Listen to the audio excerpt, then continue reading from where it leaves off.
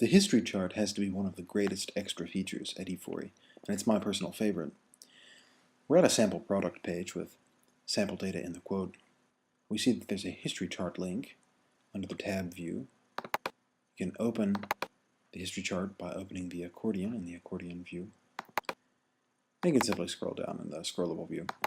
We'll go back to the tab view. Click on history chart. What do we see? How do we interpret this information? Well, you look at the legend. The buy price is in blue, the sell price in purple. Therefore, at any given time, for instance, at November 11th, 2008, at this particular time, the current buy price was $569. The current sell price was up here at $587.93, or approximately that. So you have the x-axis of time down here. You have the price on the y-axis.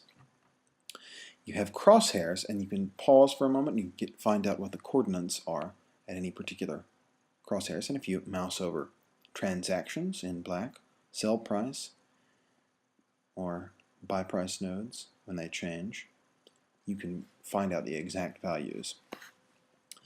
Now, each one of these black dots is a transaction, but there's two states. There's this one, it's an approximate value, and then there's exact values. If we didn't have so much data, it would show us exactly what it is. You can control the time frame of the data that is shown with this arrow at the top. So I'll move it to a year. A year flies in. Well, there isn't data that's a year old. It only starts here. Well, that's because the iPhone was only released in. So we've created our sample data only from that moment. And we look and we see the general trend downward again, plausible. We can adjust it all the way to where it's all data, and then we'll see the chart customized for the beginning of the data stream, which is around July 2008.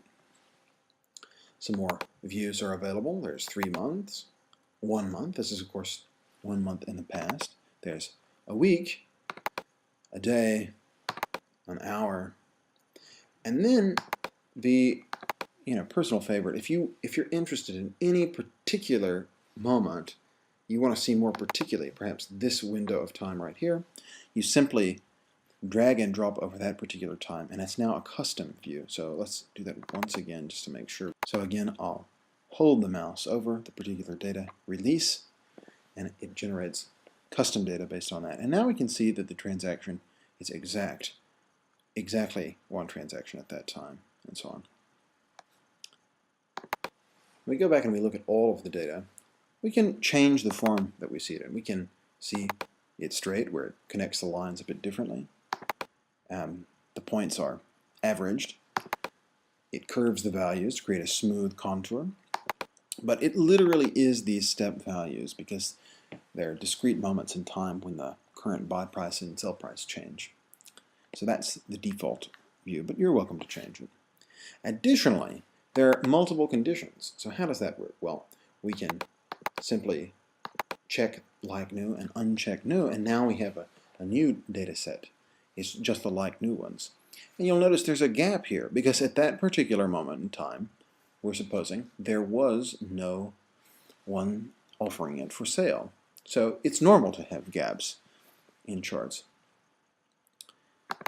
Now you can actually see two different ones, used very good and like new, almost superimposed. There are different saturation values.